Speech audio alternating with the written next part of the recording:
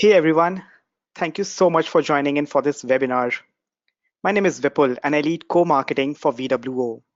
I'll be your moderator for today. For those who are hearing about VWO for the first time, VWO is the world's most trusted and easiest to use A/B testing and conversion rate optimization platform. Now today's webinar is going to be really exciting since it's a website teardown webinar. John McDonnell, the founder and the president of The Good, will show you guys how much information a heat map data can reveal about your visitor behavior and how you can run experiments based on this data to improve your conversion rates. So glad to have you here, John.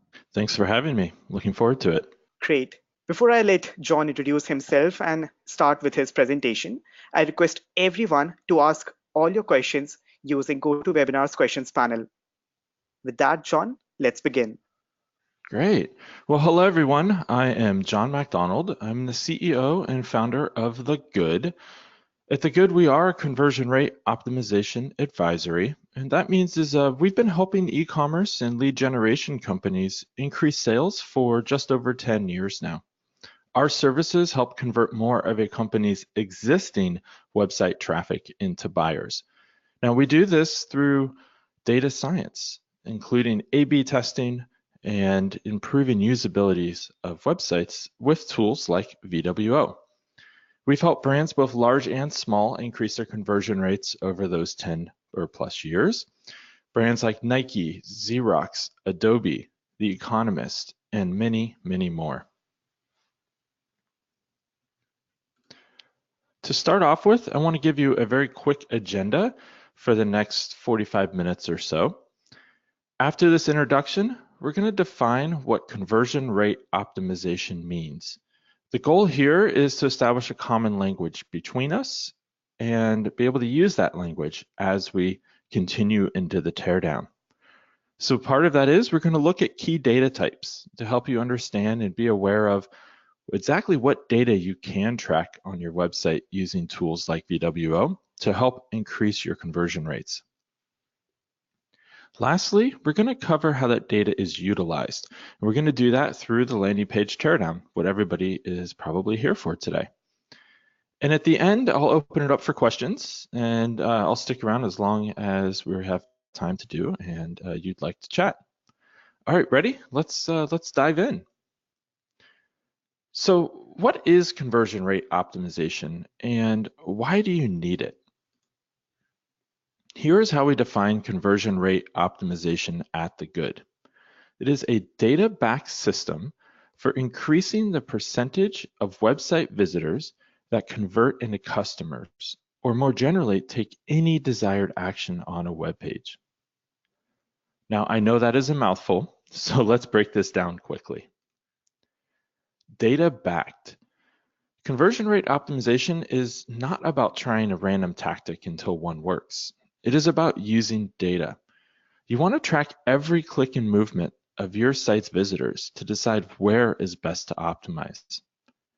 This means not blindly copying your competition or just following quote unquote best practices, but rather it's making data-backed decisions based on your site's specific visitor actions. Any seasoned conversion strategist knows that a successful optimization program is found in not just one tactic, but the compounding effect of continued optimization applied in a structured and a well-planned manner. At The Good, we formed what we call our conversion growth program around this. And I like to set the expectation that anyone who's really going into conversion optimization should be looking to do this for a minimum of about a year. It really is, again, small iterative changes to your website that will compound over time for sustainable growth. Increasing the percentage of website visitors that convert into customers. Now, there are times that I really wish that CRO stood for continual revenue optimization, because while conversions are the main goal, maintaining margins is just as important. Look, everyone attending this webinar today can massively increase their conversion rates right now by just offering a massive discount. But focusing on discounts is not conversion optimization. I would actually call that margin drain. So the idea here is to do conversion rate optimization and increasing the percentage of website visitors that convert into customers in a sustainable way. Take any desired action on a web page. A purchase is not the only conversion point that matters. Ideally, that's the one we all want everyone to do in the end. But on the contrary, helping your visitors go further down the purchase funnel can be just as valuable. So we often like our clients to focus on other key metrics as well. Things like email signups or navigation flows and pushing people further down that path to purchase, or reading product reviews. Really, anything that your data shows is going to influence or has influenced in the past a purchase. We call these micro conversions, and really they are just breadcrumbs for how to increase online sales on your site. Let's take a look at some data types that you should be tracking if you are serious about doing conversion optimization. There are 4 key data types or groups of data that we utilize here at The Good for conversion optimization. The first is analytics. This includes, of course, site usage analytics, like what you would get out of a tool like Google Analytics, for instance. But we also want to look at analytics around items like top sellers, your ideal revenue numbers, seasonality in your specific site and business, and paths that people are taking through your site. There are lots and lots of other types of analytics data as well. Next, we also look at heat maps, and we're going to do a lot of looking at heat maps today. This includes things like eye tracking, scroll maps, click maps, where people are clicking on the page, how far down a page they've scrolled, as well as things like session recordings. What exactly are people doing on your site? What steps are they taking on the site? And lots of other types of movement maps as well. This really tells us what people are doing on your site, how they're engaging with the content on your site. Third, we also rely on user testing. This allows us to observe real individuals using a website and talking out loud about their experience while we record their screen and their audio. At The Good, we formed a pool of hundreds of thousands of trained test subjects who are all trained to talk out loud about what they're thinking as they complete tasks that we give them to do. Now, the goal of this testing is to help us understand what a visitor is thinking, not just what they're doing, which is what analytics and heat maps will tell us. So the goal here is really to understand why, not just the what that the other quantitative types of data provide. Finally, we use on-site A/B and multivariate testing to statistically test which changes on the site are going to produce better results. This is a great use in exactly what VWO does extremely well. So how does conversion rate optimization utilize all of this data? Well, we know that data tells us what is happening, and we use all of these sources together to help us understand why those things are happening. We look for patterns that help us to develop insights about visitor behavior, and then we use that data to inform our hypotheses about why particular behaviors are occurring and how we can impact those behaviors. And finally, all that data helps us to design these on-site experiments and A/B tests that give us better insight into the consumer behavior. All of this together, it makes up the optimization process. It's really an iterative process of small incremental changes that add up to a more engaging site tailored for your specific site's visitors. Now, let's take a look at how we can utilize some of this data to start optimizing a site very quickly. So thank you to everyone who submitted their site to be part of the assessment today. I was extremely pleased and overwhelmed with all of the responses. It was so great to see. So thank you to everybody who submitted. We really only have time today to do one assessment, so please feel free to get in touch with me and I'd be happy to walk through one for your site. My contact information will be at the end of the presentation today. Feel free to connect with me. Okay, are we ready? Let's do this. So we're going to take a look at Tuck Footwear site today. And thank you to the team over at Tuck for being so willing to share this with everybody today. I really do appreciate it. What we're going to do is look at two data points as a use of basis for this assessment. One data point is going to be a heat map of where people are looking on the screen. The other is going to be a click map, where people are clicking on the screen. We're going to start at the top of each page and work our way all the way down to the bottom. Also, I really want to be clear that all of these recommendations are things that we would suggest running A/B testing on. So think of these suggestions as suggestions for A/B tests that should be run on the site.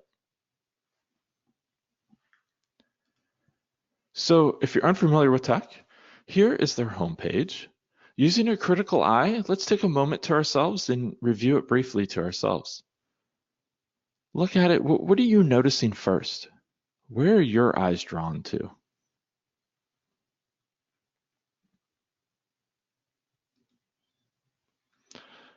Now, here is the eye tracking heat map for this page. Now, if you're not familiar with heat mapping, all you really need to know is that it goes from hot to cold. So red is where the eyes spent the most time looking on the page, and then it cools off from there. So from red, which is lots of time, to yellow, to green, to blue.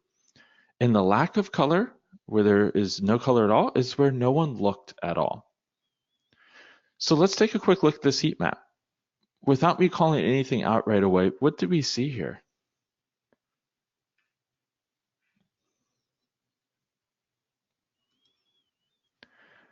Secondly, here is the click tracking heat map for this page.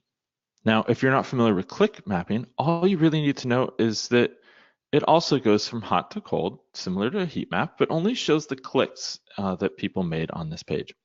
Red or hotter areas are where more people clicked. Lighter colors are where less visitors clicked. And the hotter the color means more concentration of click in a similar area. Now, I'm going to use this click map as a second set of data to help us dive deeper onto each of my test suggestions today.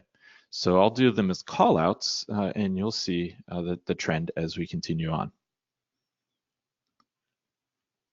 Okay, let's jump right in here. We're going to start at the very top of the page. The first thing I'm noticing here is that the promotion bar at the very top of the page reads, "New summer ready arrivals just landed." Now, I'm starting here because it's at the very top of the page, but also at the Good, we've run dozens and dozens of A/B tests around these promo bars, mainly on the messaging. And we found that the only message that really performs well here is free shipping, or setting a shipping cost expectation as a minimum, such as $5 shipping. Something of that sort would work really well. In all of the research we've done, we believe that setting a shipping expectation here helps to eliminate the fear that there will be a surprise shipping cost once you get into the cart. How many times have we all added something to the cart and then got into the cart and realized, wow, it's actually much more expensive because there's a shipping cost associated that we were not expecting? That's exactly what we're trying to eliminate with these promo bars. So I think this could be a missed opportunity and a great chance to test what messaging would work best for your audience within VWO.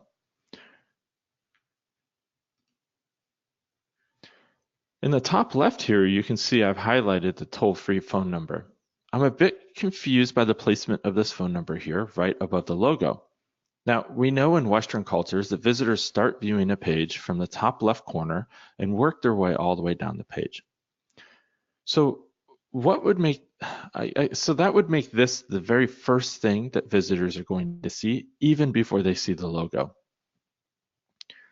Now, looking at the heat map here, the data from eye tracking, we can see that there's confirmation in this heat map that visitors are indeed looking there more than almost anywhere else on the page. I would really suggest running A/B tests within VWO here to test alternate location options for the phone number.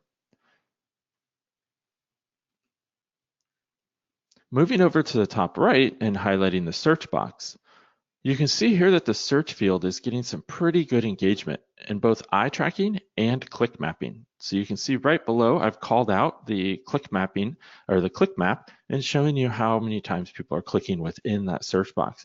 It's getting some pretty good usage overall. We find here at the Good that those visitors who use search convert almost 50% higher than those who do not. So one really quick and easy win that most e-commerce sites neglect is to optimize your search result pages. Start by tracking the top 10 search queries, and then just go onto your site and try them yourself. And then optimize the results that get shown to the visitor. Lastly, also be sure to consider common misspellings. That's something that gets missed quite often. Try something that might be one letter off, etc., and see how your search results perform.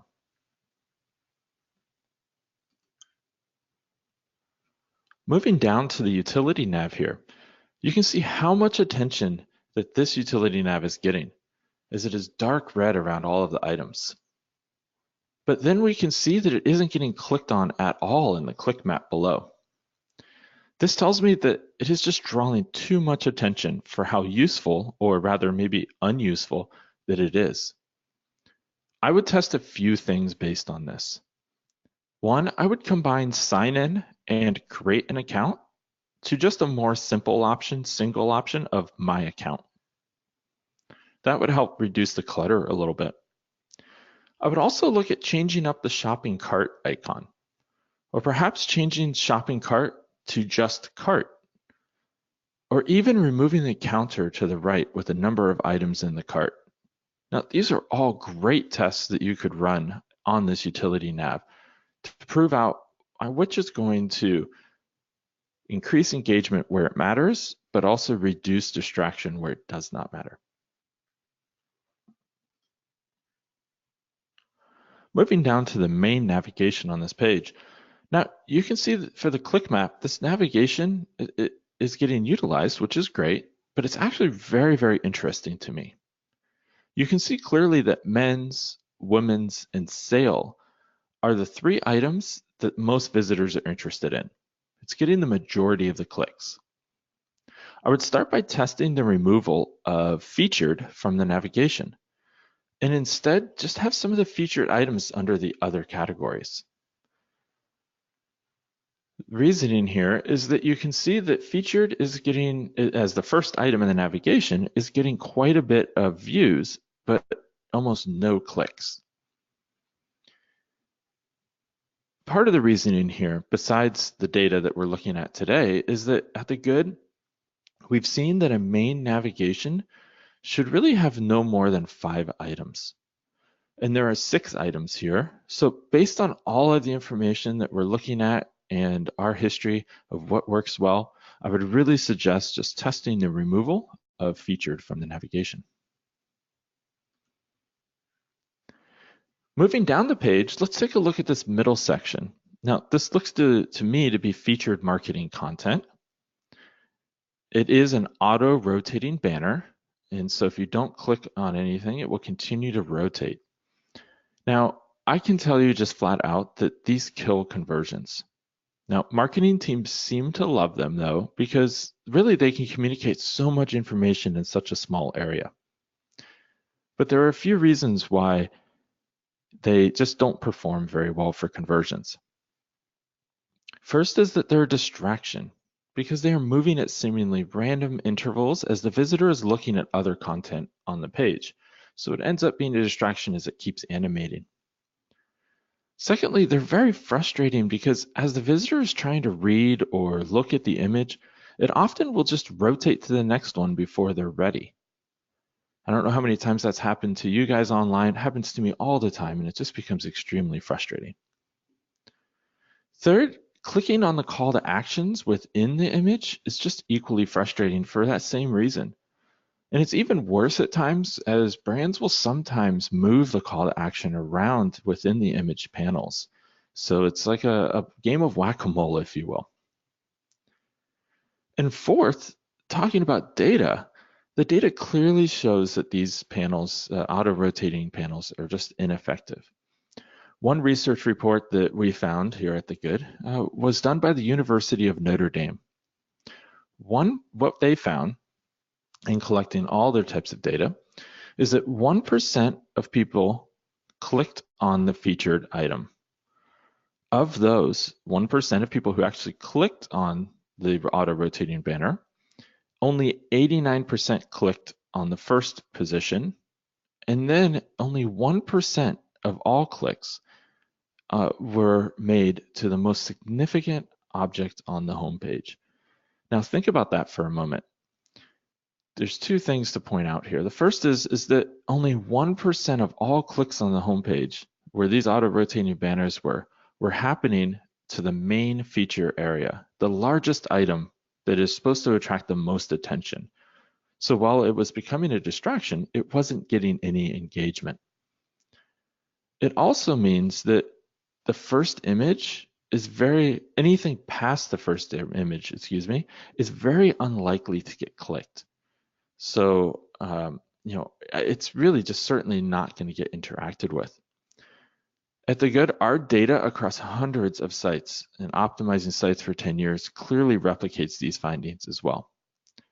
Now, looking at the click map, which is called out on either side, I specifically called out the arrows that let users switch between the images. You can see that the callouts on each of those areas that nobody clicked on them. So the data even here really truly supports this.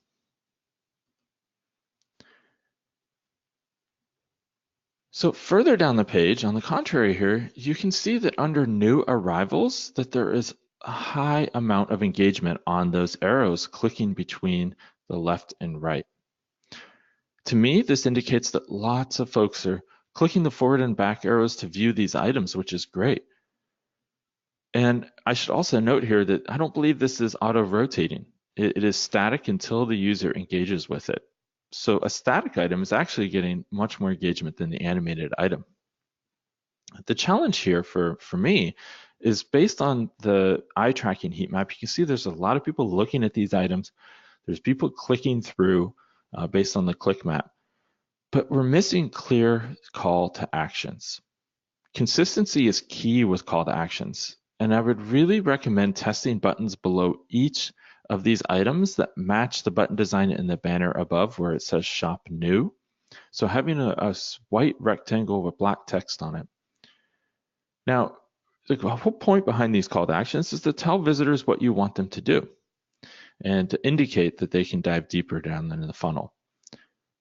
I would also really highly test and consider the language that's used on these buttons. I would recommend using low intent to purchase language. So certainly not something like add to cart, but instead something like view details or learn more. And that will help move people further down the funnel. As we continue to scroll down the page just a little bit, we're hit with this email pop-up. Now, I'm on a crusade to rid the internet of email pop-ups. And it's interesting, I hear all the time, but John, they work, they collect email addresses. My initial response is, but do they? What is the quality of the emails that you're getting? Do the people who sign up just unsubscribe after using a discount code? Keep in mind that once you offer a discount to a new to file customer, you're forever seen as a discount brand to that consumer. So Tuck has done a great job here of not offering a discount. In fact, they've said if they want perks, be the first to know about new drops, secret sales, giveaways, and more. That is the best way to promote these email pop-ups if you're going to do it. Now, email pop-ups or overlays like this are just a huge barrier to the user flow. Imagine walking into a store as a retail location and a salesperson jumps out in front of you with a clipboard demanding your email as soon as you walked into the store. That's just not cool, right? You would likely turn around and leave. Yes, I mean, that would probably be the reaction I would have. So we've only seen two reasons that consumers are at an e-commerce website. The first is to conduct research and understand if your product or service is going to solve their pain or their need. And secondly, the consumer wants to convert or to complete a purchase as quickly and easily as possible if you can indeed solve their need. Now, interactions like these email pop-ups that disrupt these two goals are really only going to turn people away. So please keep that in mind, and I highly recommend taking this content in terms of an email sign-up form and baking it into the page content where it is more relevant and not as disruptive. And that would make for a great test. Here we can see how this, as we scroll down the page, we can see how this main area for new socks is getting a lot of attention. It's a pretty busy image, so I'm not too impressed by the amount of engagement here. But what's challenging to me is that I've highlighted the Shop Now call to action in the bottom right-hand corner there. It's getting massively overlooked. Very, very few people are seeing it, and when they do, they pass right through it to get down to the shoes below. And then if we look at the click map call out here, no one is clicking on that call to action either.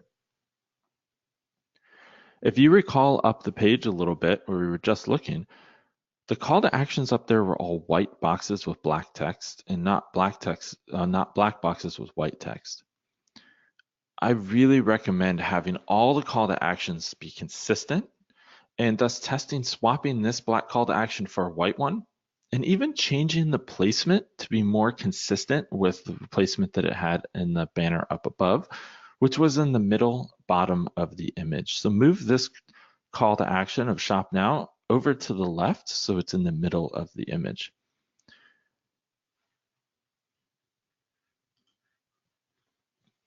Another concern here before we continue on is this button for back to top, which scrolls the visitor up to the top of the page with one click. Well, I'm not arguing that there's usefulness in buttons like these. It really also, to me, looks like a pretty large distraction, pulling the eye away from the call to action that we want the visitor to click on. Additionally, in all of our testing, we haven't really seen that visitors actually use these buttons. So I'd really suggest running some tests to remove this from the site and seeing if the call to actions get more engagement.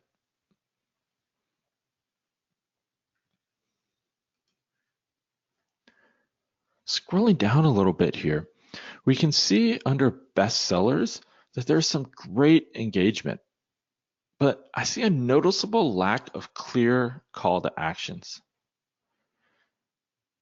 Again, you can see the engagement on the left and right arrows is pretty good. So folks are interested in these images and the products that are here. So I would highly recommend testing the addition of low intent call to actions underneath each item. Again, using language like view details is one example. That would be a great place to start for a test.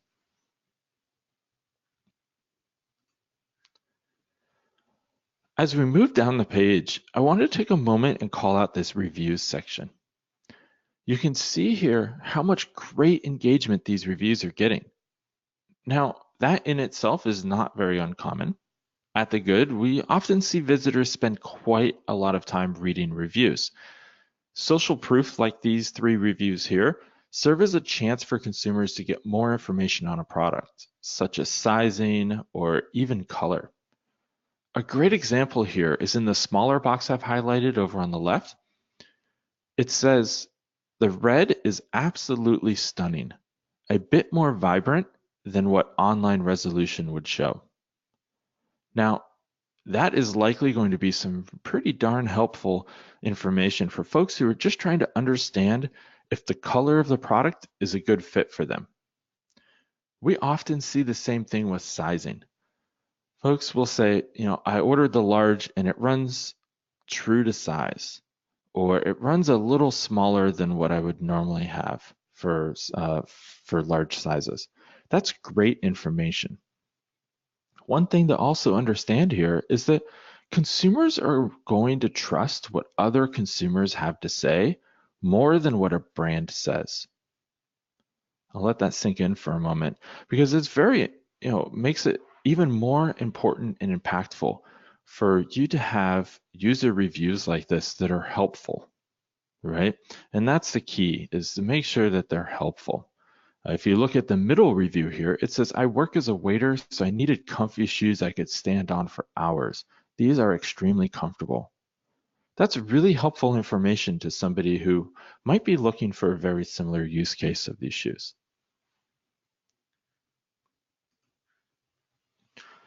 Moving down the homepage a little more, we see tons of engagement on these social images. So these are all images that are pulled from social channels.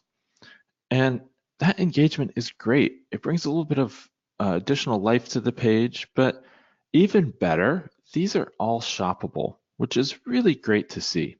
If you click on them, it doesn't take you off-site, doesn't take you to Instagram. It takes you to a way to shop each of the items shown in the image. And I think that's a great use of these.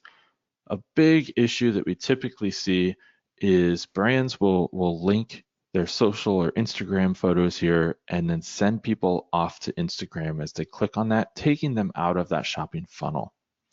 If that's the case for you, I would highly test looking at other tool sets that allow you to make these shoppable, or absent of that, at the very least, link them to the product detail page for the product featured in the image.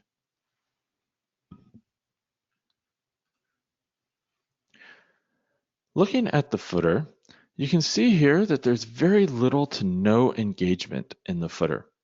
It's getting pretty much ignored and very, very few clicks. If a visitor has scrolled all the way down to the bottom of your site and they've seen all of your other content and they're still interested in you and your products, you should give them a clear path to continue their shopping journey. What this means is that there needs to be a shopping navigation in the footer. And in Tuck's case, you could really just have the main navigation items repeated here in the footer as a new column of links. Okay, we made it through the home page. Let's take a look together at the product detail page. Like we did for the home page, we'll use a heat map and a click map as our data points. Now, using a critical eye, take a moment and review it briefly to yourself. What are you noticing? Where is your eye drawn to? Thinking about some of the items we just covered, what does this make you think about? Okay, here is the eye tracking heat map for this page. Again, without me calling anything out right away, what do we see here? Well, the first thing that I notice here is the massive amount of engagement on the product photo. This is great. At The Good, we know from our 10 years of optimizing sites that the more you get visitors to engage with product photos, the more likely they are to convert. And the click map callout here clearly shows that folks are looking and clicking onto multiple images. With this in mind, I don't know that I would change anything here, other than perhaps adding a video into the secondary images, as we do know that video also can drive conversions. Now, if you don't have multiple images like this on your product detail pages, I highly recommend doing so, not only in terms of product close-ups, but also lifestyle images, both of which Tuck has included here quite well. Moving over here, once again, we see how influential user reviews are for consumer research. There are tons of engagement right below the product title. And the click map clearly shows that consumers are clicking to access more information on the reviews. Now, my suggestion here would be to run a few tests. The first is removing the interest-free payments text and moving that down just by the add to cart button, where it might have more influence on those who are second guessing whether they should add this to their cart. So it should provide support there. Based on this data, in terms of the heat map and the click map, I'm really led to believe that consumers might not be that interested in the payment plan option. So testing moving it further down the page could be pretty helpful. And that would also help highlight the reviews even more, which we've proven here to be very engaging content. Now, having all the sizes called out like this is a pretty interesting display choice for Tuck. And we can clearly see that folks are not all that engaged with the sizes. Utilizing this information from the heat map, I would test a few different display options, including a drop-down with the sizes. This would allow a short product description text block to be added here instead, which could really help for some quick decision making without having visitors to scroll all the way further down the page to get that information.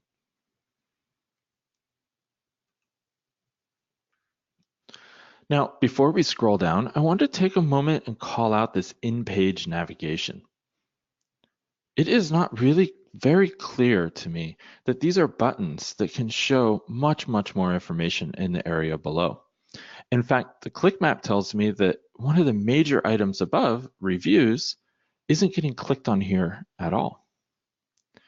Look, I've seen this a lot. Visitors will scroll down on your site. So there just isn't a need to hide this information. Instead, I would test and run a bunch of tests around just having all the information on the page at once and not hiding any of it behind a poor user interface such as this display here. As we scroll down the page a little bit, you can see here again that we're missing some very clear call to actions to drive conversions. There's a ton of engagement in this wonderful photography, and people are clicking on it. You can see on the click map to the right how many numerous clicks this image is getting. That's really interesting to me. It indicates that consumers are really seeking to drive even deeper. Maybe they're looking for close-up imagery. But a lot of the content they would want to see is hidden under that in-page navigation that I mentioned previously. So making sure that you are providing an easy way for folks to get the information that they're seeking. And using data like this heat map and click map can tell us what type of information they're looking for, which to me would indicate more close-up photos of the products. As we scroll down the page a little bit, we encounter social images and you may also like. Now, as you can see, the social images appear to be getting quite a bit of views, right? They're spending a lot of time looking at the details of these images, but they're not getting any clicks. And folks certainly aren't clicking to view more. And below that, under you may also like, you can see it's getting a similar amount of engagement in terms of views, but way more clicks.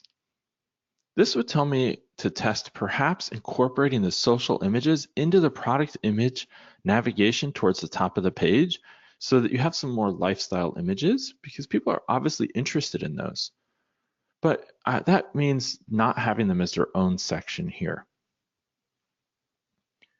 Clearly, the social images aren't driving the engagement and the conversions that we'd like to see, especially when we compare that to you may also like functionality, which is getting a ton of engagement.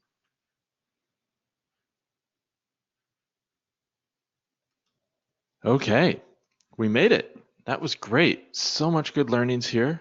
I really want to thank Tuck Footwear for allowing everyone to learn from their assessment today. Now, if you have any questions, please do put them into the question panel.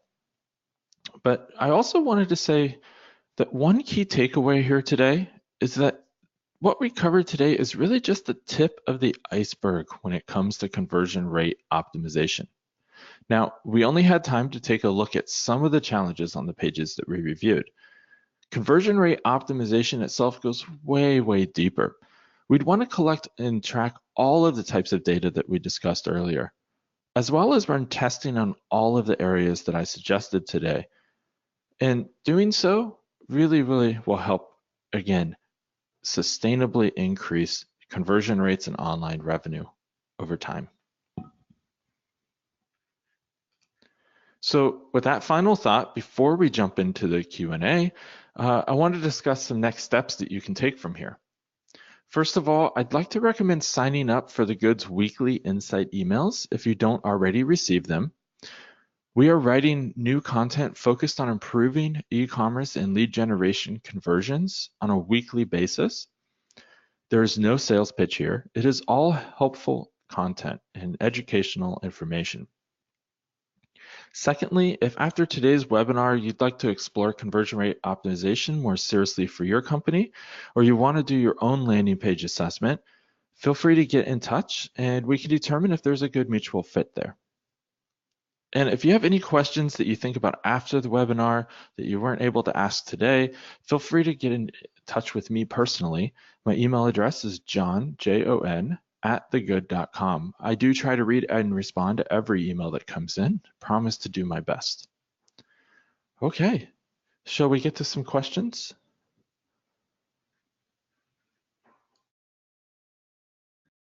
Yeah, hi John. That was really a great presentation. I was actually taking notes, so it took me a while to get back to unmute myself. But yeah, it was really a great presentation. I'm sure our audience must have loved it. Especially wanted to highlight this slide wherein you mentioned about having sliders, and as a consumer myself, I too find them a bit uncomfortable to because they rotate quickly, and while you're reading a certain offer, it just vanishes from in front of your eyes, and then you have to again click back to see what the offer actually was. So yeah, that could be quite frustrating at times. Yes, for sure. Yep. So sure, let's start with our Q&A section. We have got quite a number of questions here, and we'll take them one by one. So the first question has come from Vivek. So Vivek is asking, how do you get the eye tracking data? Is there any software that is available for the same? So the eye tracking software is something that that we have developed over time here at The Good, and it is only one piece of data. And again, I mentioned that there are tons of different types of data that you would utilize, and VWO has several bits of those data points built into the software, including the click tracking. There is some heat mapping based on mouse movement, which is going to be very similar to what we see with eye tracking, as well as session recordings, etc. So while that tool set is proprietary to us here at The Good, there are several types of data that you can get that are going to be very, very similar as well through VWO and like tools. Right. So the next question is from Bhargavi. So Bhargavi is asking basically, when should you actually start A/B testing on your website? Should it be after, should it be much after the product has gone live, or should you start from day one? Great question. So I think it's going to be, in terms of A/B testing as a specific data point, it's really going to be based more on the amount of traffic that you might have. And the reasoning is that it can take quite a bit of time to reach statistical significance unless you have enough traffic. Now, at The Good, we typically want to see at least about 10,000 unique visitors per month before you would start doing any A/B testing. So, if you haven't launched yet, I would highly recommend taking a look at all the other different types of data. And that's exactly why, I call out 4 different types of data, only one of which is A/B testing. You can certainly do user testing on your site, where you're sending people to your site to complete tasks where you record their screen. You can do session recordings. You should be able to get some analytics data. You can also do heat maps and click maps on those pages. Even, I think the sample size for the click maps we looked at today were only 500 or 600 visitors. So you really don't need that many visitors to get some relevant data to be able to optimize your site. But in terms of A/B testing, I would look at waiting until you have at least 10,000 unique visitors per month to your site. Okay, hope you got your answer, Bhargavi. So the next question is actually coming from Carlos. So first of all, thank you so much, Carlos, for submitting your website for this Teardown webinar. Really appreciate it. So Carlos is basically asking what is the best option in place for a main carousel? The best option instead of an auto-rotating carousel, like we looked at today, is to just have one static image. And you can have a carousel, but just pause it if you must have a carousel. Now, there's really two options here. One is just to always pause it on the first image and let consumers click through those images if they decide they want to do so. The second option is something that we hope is a middle ground between what marketing teams usually want to do and what we know works well for conversions. And that is to show one of the images at random upon each page load. Your developers should be able to do that pretty easily, but instead of having it auto-rotate through, this way on every page load, you're getting to show a different message. So you're still getting multiple messages across to your viewing audience. And in fact, those messages beyond the first one are actually going to get seen, where, as I mentioned, based on the University of Notre Dame report and statistics, if they have an auto-rotating carousel, very, very few people are going to see anything but that first image. Cool. Hope you got the answer, Carlos. The next two questions, quite interesting, have come from Matthew. So the first question that he's asking is, particularly for big ticket businesses, where the visitor actually fills out a form before making the purchase, is there anything else that you need to keep in mind for conversion rate optimization, apart from what you've just mentioned in your presentation? Yeah, great question. So in terms of bigger ticket items, what we find is two things. One is that it is more research driven, right? So folks really want to deep dive into the research on their own before they reach out to somebody. So big ticket items like buying, doing research for a car online, you realize that you're not necessarily going to be able to perhaps even buy that car. You might have to contact somebody to start the conversation, or a lot of B2B websites that are selling expensive IT equipment, things of that sort. It's not uncommon for folks to want to do their research, and what happens is they often go into these really heavy content research phases where they're going to look at 6, 8, 10 pages on your website before they reach out to you. And they want to look at varying types of content. So what I would really recommend here is having the contact form multiple times on every page so that when they're ready, they can strike and do that as quickly and easily as possible, but making sure that you're offering options for them to continue that research process. So for instance, having a great piece of content and then also linking to a PDF that they can read and download. And in that PDF, give them perhaps a phone number to call, or give them a really short URL they can enter to fill out a form and continue the conversation. But again, they're going to want multiple types of content, and they're going to want to deep dive before they fill out that form. So really providing the ways for them to do that research is going to be important. Right. The second question that Matthew has asked is also any thoughts on surveys and what questions can be asked to optimize your website? At what point in your CRO would you recommend using a survey?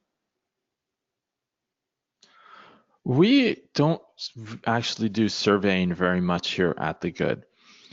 What we've found is that very much like an email pop-up, most survey tools serve to disrupt the user flow.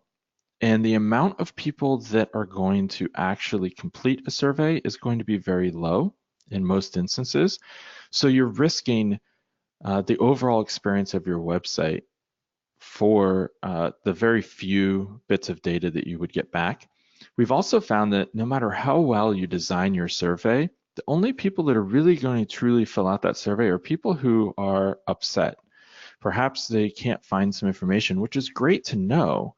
But at the same time, we find a lot of folks, in some cases, 80, 90% of the survey responses are customer service related items. They're not website feedback. And so people get those surveys confused, especially if you use the ones that pop up out of the bottom corner of your website. They get them confused with customer service chat.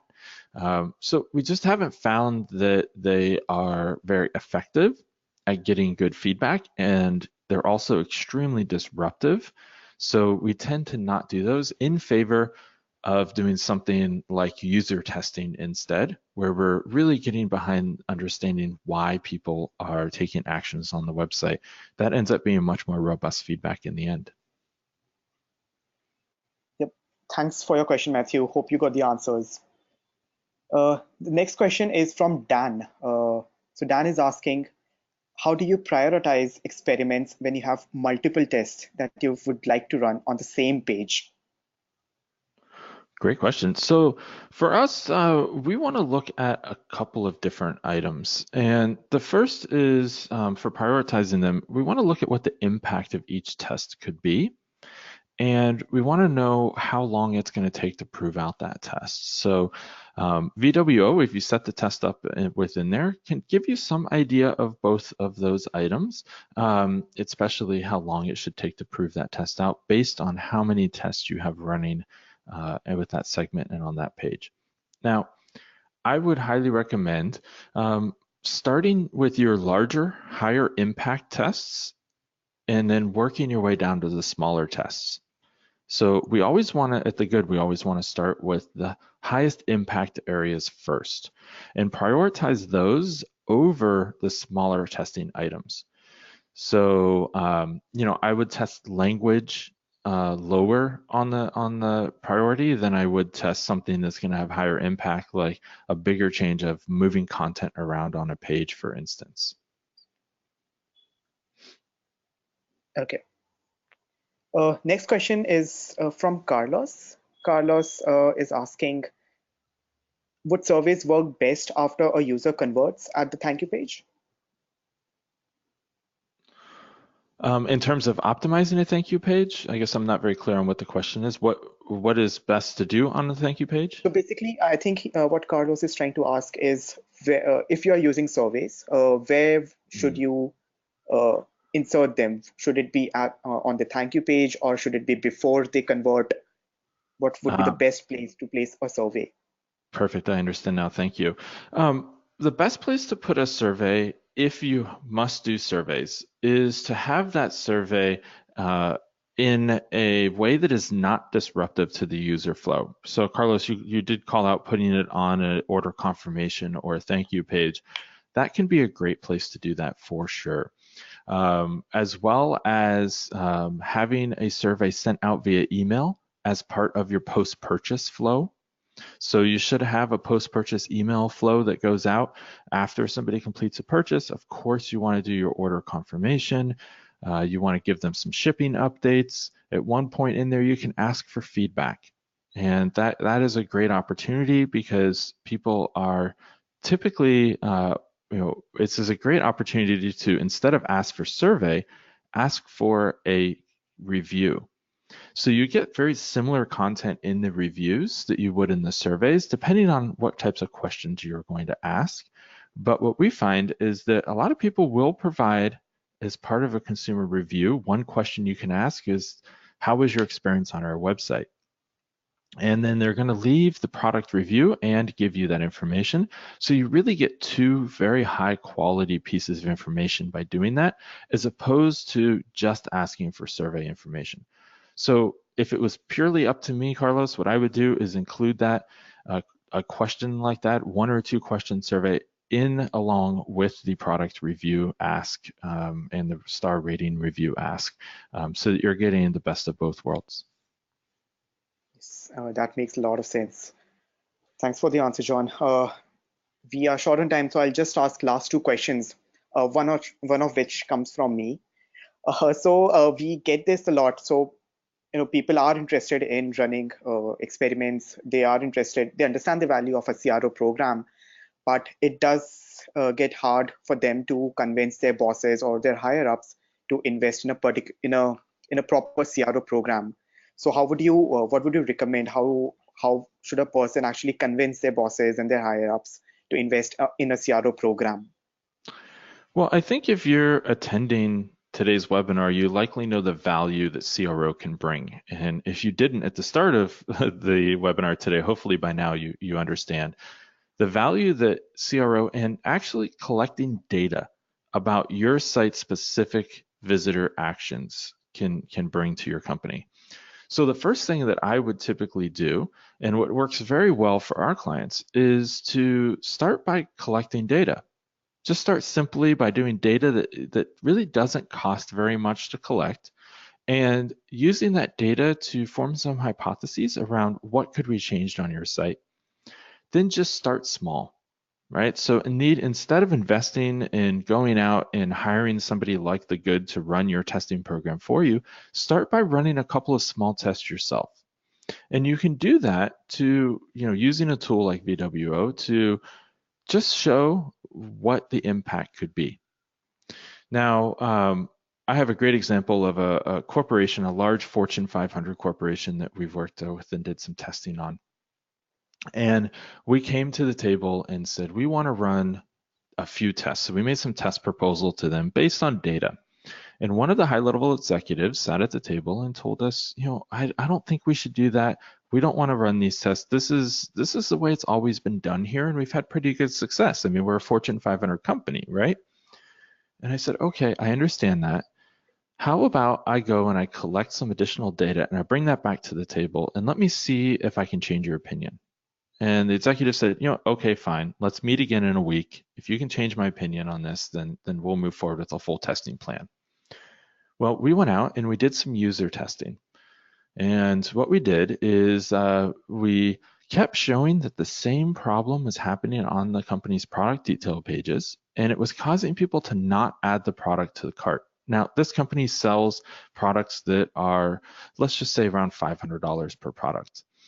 And what we found was that they were losing thousands and thousands of dollars every day because people weren't able to add this product to the cart or they weren't understanding how to do that.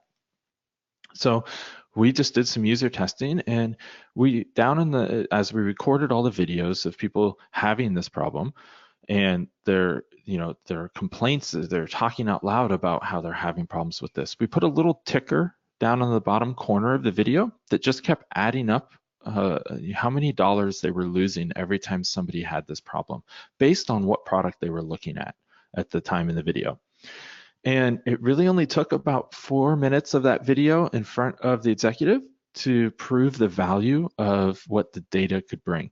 So we were able to say, hey, look, you're losing thousands and thousands of dollars and people are getting very frustrated on your website.